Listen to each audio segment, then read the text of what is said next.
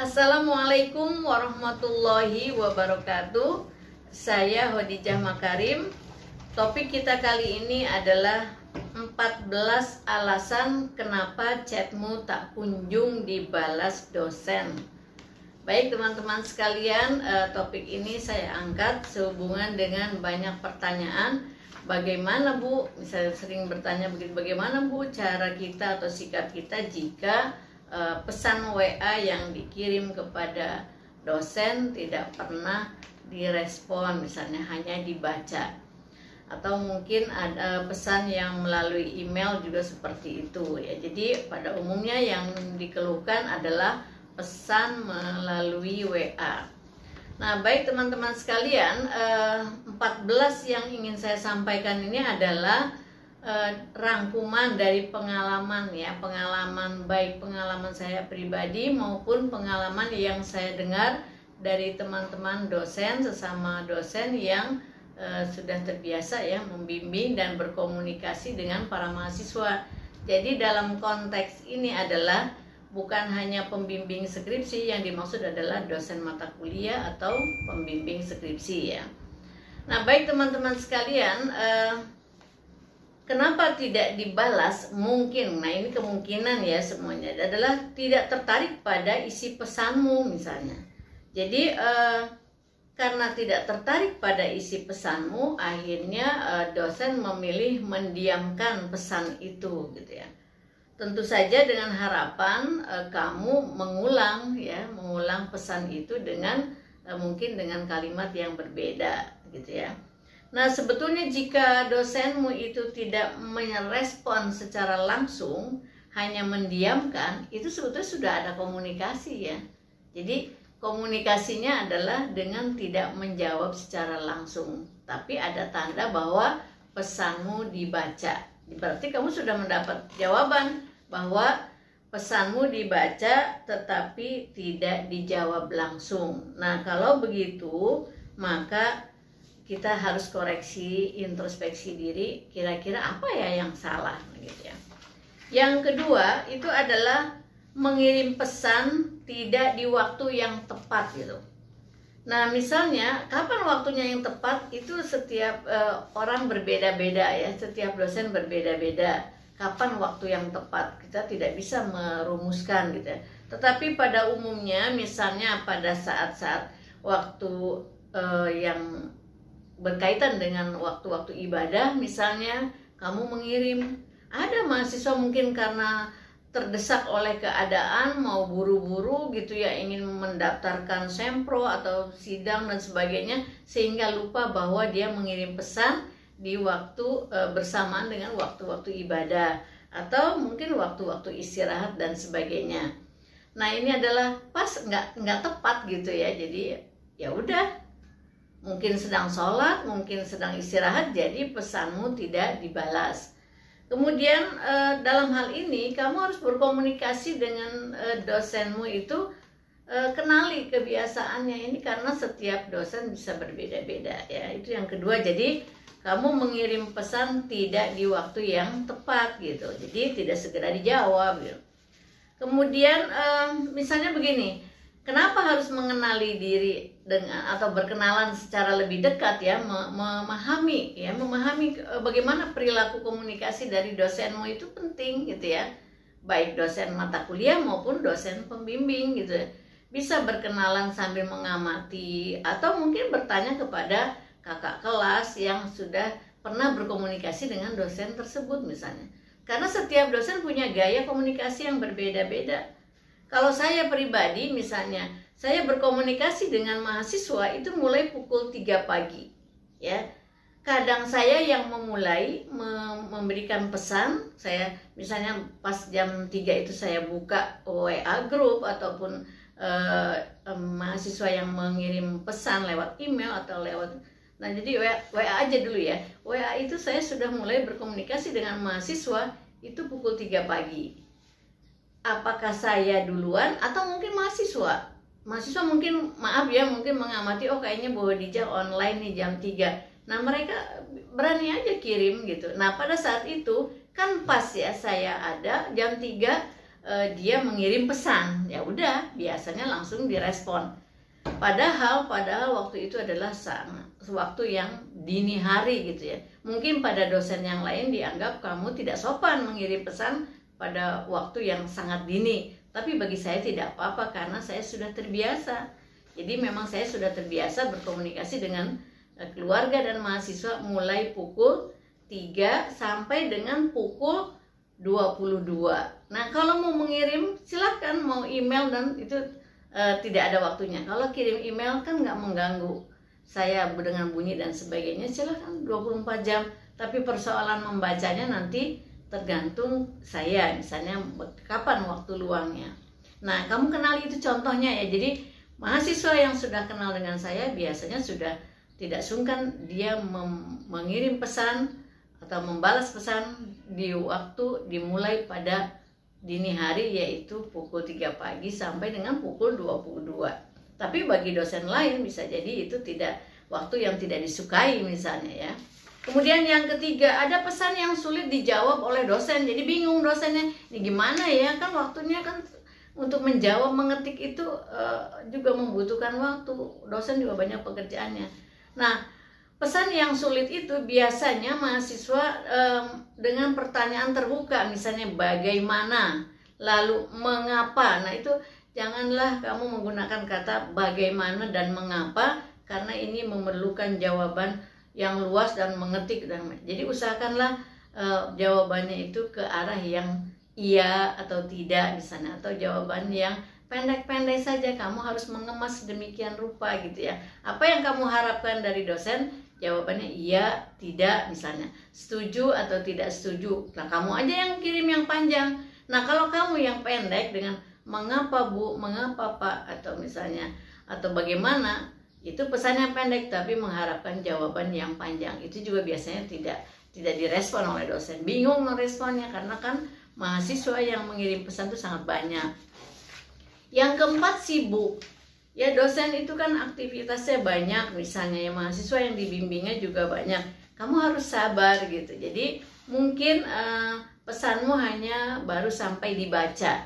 Jadi jangan terburu-buru, harus bersabar. Mungkin di lain kesempatan pesanmu itu akan dibalas. Jika dosen menganggap kamu mengirim pesan itu dan pesanmu itu adalah pesan yang penting, insya Allah akan dibalas. Meskipun mungkin berbeda waktu, berbeda hari gitu ya. Nah, kemudian kalau misalnya ternyata misalnya kalau itu kamu menganggap penting dan kemudian tenggelam tidak dibalas, ya itu lain-lain persoalan lagi. Mungkin itu nasibmu, jadi kamu harus mengirim lagi gitu ya. Nah, yang kelima, pesanmu itu tenggelam gitu ya, karena sangat banyak pesan yang masuk ya. Jadi kamu pikirkanlah bagaimana jika itu terjadi ya.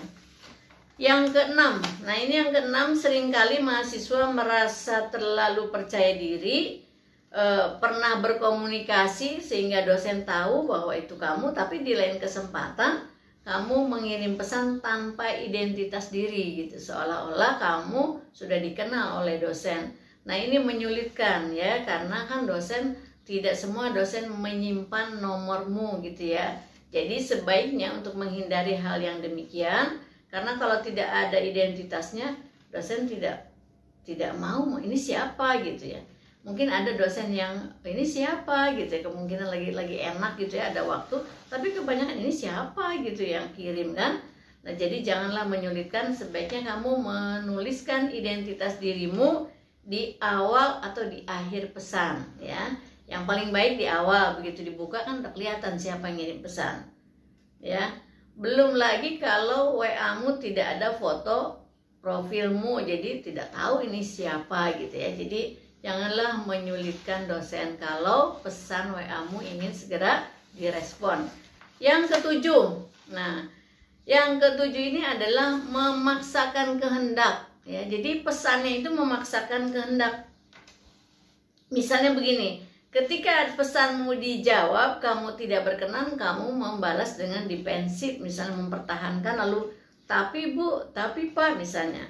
Kemudian dijawab lagi, masih dijawab oleh dosen, tapi kemudian mahasiswa menjawab lagi dengan defensif, Nah, biasanya kalau sudah begitu dosen tidak mau berdebat, tidak mau melangsungkan lebih dari satu kali jawaban, stop sampai di situ ya. Jadi sebaiknya jika sudah dibalas, berusaha memahaminya ya. Yang kedelapan, nah ini kadang mahasiswa ini teman-teman, saya sudah merangkum dari berbagai pengalaman dosen ya. Ada mahasiswa yang memposisikan diri seperti bos, tapi saya berpikir mungkin karena ketidakmampuan merangkai kata ya, jadi isinya jadi kayak bos. Contoh ya, contoh aja, boleh bapak, boleh ibu contohnya, tapi karena saya ibu ya saya contohkan ibu aja ya. Misalnya gini, contoh yang pertama misalnya, Bu, besok saya akan ketemu ibu pada pukul 10. Ibu ada di kampus gitu kan. Nah, dia menentukan hari dan tanggalnya gitu. Ini kan seperti bos jadinya. Dia tidak bertanya kapan kesediaan dosennya itu, tapi dia langsung menyampaikan bahwa waktunya dia itu besok jam 10 mau ketemu dosennya ada di kampus enggak gitu ya. Yang kedua, kemudian Bu, besok saya mau ketemu ibu jam 10 pagi, bisa nggak Bu? Sebab kalau siang saya bekerja gitu ya, atau kalau siang saya nggak bisa. Sama itu juga, dia menentukan hari dan jamnya sendiri. Ini harus dihindari ya, jadi seperti bos begitu. Misalnya ada lagi yang begini misalnya, Bu, besok saya mau ketemu ibu jam 9 misalnya. Bisakah ibu menemui saya di kampus? Nah itu kan kalau bos mau nggak apa, bos aja nggak bilang begitu misalnya ya. Pimpinan aja biasanya ada konfirmasi kalau misalnya membutuhkan komunikasi dengan bawahannya.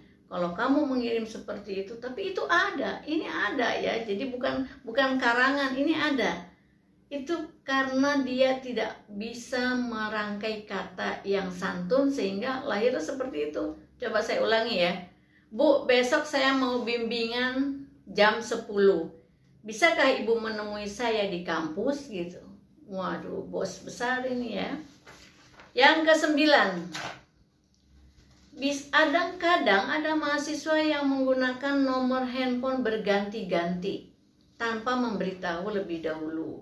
Jadi ada yang kan biasanya ada yang punya 2, punya 3. Nah, kalau kamu pertama kali melakukan komunikasi dengan dosen menggunakan satu nomor, usahakan itu nomormu itu dipertahankan. Mungkin ada dosen yang menyimpan ya, nge-save nomormu ya, kan beruntung kalau sudah di-save. Tapi kalau kamu kemudian ganti lagi nomor, menggunakan nomor yang lain karena sesuatu hal, kemudian ganti lagi dan tanpa memberitahu identitasmu, itu juga kadang bikin pusing dosen sehingga dosenmu males merespon. Yang ke-10, salah respon ya, salah respon. Misalnya ketika ada pesanmu masuk, lalu dosen ingin merespon misalnya soal tugas, soal draft skripsimu, lalu karena tadi kasus-kasus yang pesan WA yang tenggelam, email yang tenggelam, lalu dosen menghubungimu. Misalnya mahasiswa diminta mengirim ulang draft skripsinya, mahasiswa diminta mengirim ulang email ya, via email draft proposalmu, atau mahasiswa diminta mengirim ulang tugasmu misalnya ya. Responnya adalah kirim, sudah, nggak usah basa-basi. Nanti kalau mau memberikan penjelasan setelah kirim, Bu, itu sudah saya kirim. Sebetulnya saya pernah mengirim yang pertama pada tanggal sekian. Itu untuk membuat penguatan, kamu ingin memberikan alasan, ya nggak apa-apa. Tapi kebanyakan mahasiswa bukan mengirim ya, merespon permintaan dosen, malah memberikan penjelasan bahwa dia sudah pernah mengirimkan tugas atau draft tersebut. Nggak ada hasilnya kan?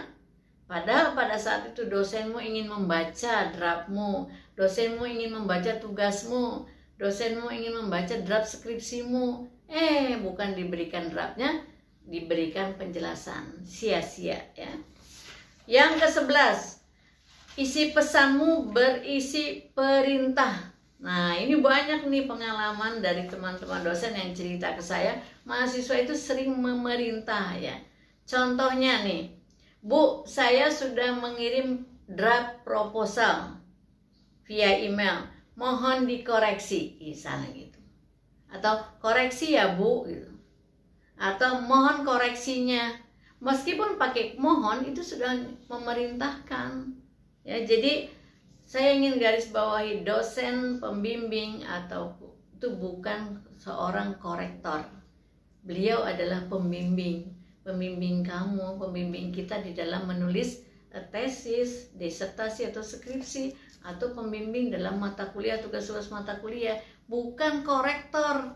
Jadi nggak usah ditambahi ke embel-embel, Bu, saya sudah kirim draft proposal, mohon dikoreksi ya Bu, atau mohon koreksinya. Itu nggak perlu. Sudah aja, Bu, saya sudah mengirim draft proposal pada tanggal sekian, terima kasih. Ya udah tahu dosen ngapain selanjutnya, pasti dibaca dan dikoreksi dan direvisi, diberi perbaikan dan sebagainya, banyak tugasnya. Intinya adalah sebagai pembimbing, bukan korektor. Yang ke-12. Nah ini, yang ke-12 itu adalah bersikap seperti teman gitu. Jadi kamu terlalu dekat jaraknya. Ya, jadi misalnya begini, Bu, ini nomor saya yang baru, simpan ya misalnya. Pak, ini nomor saya yang baru, simpan ya misalnya, mengirim nomor HP yang baru misalnya. Nggak usah, buat dengan kalimat yang sopan misalnya, Bapak atau Ibu, nomor HP saya yang lama misalnya hilang atau HP saya hilang, sehingga saya menggunakan nomor HP yang baru. Lalu tulis nomor dalam kurung, misalnya namanya Siti Aisyah misalnya, atau Bapak Ibu misalnya, ini nomor HP yang baru, HP yang lama saya hilang misalnya, nomornya sudah tidak ada lagi, ini yang baru, dalam kurung Adinda apalah misalnya gitu. Terserah dosennya mau menyimpan atau enggak, itu urusan dosennya ya. Jadi bukan urusanmu memerintahkan dosen untuk menyimpan nomormu atau nomor kita sebagai mahasiswa. Emang siapa kita, kan nggak perlu juga seperti itu. Nah jadi, atau begini, Bu, saya sudah mengirim draft proposal via email, kalau sudah dibaca kabarin ya Bu, atau kabarin ya Pak misalnya. Itu ada itu. Karena terlalu dekat mungkin tadinya ya hubungannya, sehingga mahasiswa berani seperti itu. Dan saya yakin itu mungkin tadinya ada hubungan interpersonal, tapi janganlah kamu melakukan itu meskipun kamu merasa hubunganmu dekat. Baik teman-teman sekalian, misalnya kalau misalnya kamu yang berikutnya nih, yang mana yang salah, misalnya nanti kita lihat dari 14 ini. Terlalu banyak basa-basi ya, sehingga pesanmu membosankan. Padahal isinya aja intinya. Setelah memberi salam, langsung intinya, nggak perlu bagaimana kabarnya dan segala macam. Wah, pokoknya basa-basi, ujung-ujungnya intinya cuma sedikit, sehingga dosen tidak tertarik untuk segera membalasnya. Solusinya adalah biasakan gunakan bahasa yang efektif, efisien, dan pada intinya ya, bahasa yang benar dan santun tentu saja. Kemudian misalnya ya, kalau misalnya kamu tuh basa-basinya yang terlalu banyak itu, sehingga aduh apa sih nih, membosankan gitu ya. Jadi udahlah, nggak dijawab, ditunda, akhirnya pesanmu tenggelam. Yang terakhir ya, jika dari nomor 1 dari nomor 1 sampai nomor 13 nggak semuanya ada pada satu orang. Saya tidak tahu ya, misalnya kamu ada pada masalah yang nomor berapa. Jika nomor 1 sampai nomor 13 teman-teman tidak merasa melakukan itu, tapi pesanmu tak kunjung juga dibalas, berarti itu sudah nasibnya. Apakah kamu atau saya misalnya sebagai mahasiswa, atau teman-teman sebagai mahasiswa, pasrah pada nasib itu? Jangan ya. Solusinya adalah banyak-banyaklah berdoa, minta dimudahkan hubunganmu dengan dosenmu, dan doakan dosenmu dengan doa-doa yang baik ya. Jangan pernah berpikir negatif, bersihkan hati, jangan buruk sangka. Dan yang berikutnya, perbanyak berbuat baik, perbanyak sedekah. Sedekah dalam bentuk apa saja, ya, membantu orang lain dan sebagainya, supaya hatimu tenang, mendoakan dosenmu, minta kepada Allah, kepada Tuhan Yang Maha Kuasa sesuai dengan keyakinanmu masing-masing, untuk minta dimudahkan hubunganmu dengan dosenmu. Ya, jadi kalau nomor 1 sampai nomor 13 kamu tidak pernah melakukannya, ternyata kamu komunikasinya mandek, jangan lupa doanya ditingkatkan, ya. Doakan dosenmu dengan yang baik-baik dan berpikir positif. Nah, baik teman-teman sekalian, ini saya sampaikan kepada teman-teman untuk berbagi pengalaman supaya kamu tidak terhambat komunikasinya, ya. Jadi insya Allah jika kamu mampu mengirim pesan yang baik, sopan, dan to the point, insya Allah hubunganmu dengan dosenmu, baik dosen mata kuliah ataupun dosen pembimbing, akan lancar, ya. Semoga cepat lulus, dan terima kasih. Bila ada kekurangan mohon maaf. Assalamualaikum warahmatullahi wabarakatuh.